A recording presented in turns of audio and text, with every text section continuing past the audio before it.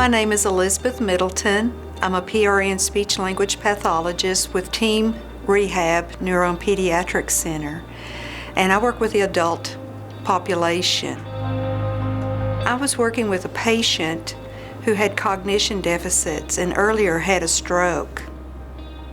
Well, one day he came into the therapy room and I knew that there was a difference from what I had seen about 2 sessions ago. And he said, "I've had no food for several days. I've recently gotten a letter that they're going to start the eviction proceedings on me. And I lost my disability check about 3 or 4 months ago." So basically he lost all of his support lines. And I decided that I would try to take the responsibility to see if we could find out at least why he wasn't getting his disability check. So with his permission, I was involved with him going to the Social Security office. The supervisor did tell us why his disability check was stopped, but that it was in the process of starting back. And then we went and presented this to his manager of the apartment, and he said he would work with the patient. There were some other things that took place. We were able to get him what's called a free pass so that he could ride on the bus line absolutely free.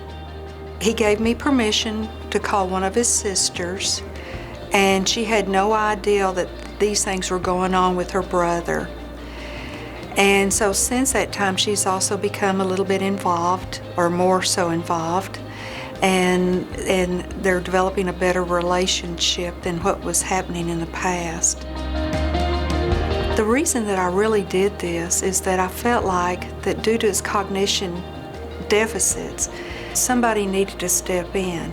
Fortunately, I work in an environment over there that is very compassionate, and it's because of that compassion that allowed me to work with this patient, and I feel very fortunate to have done that.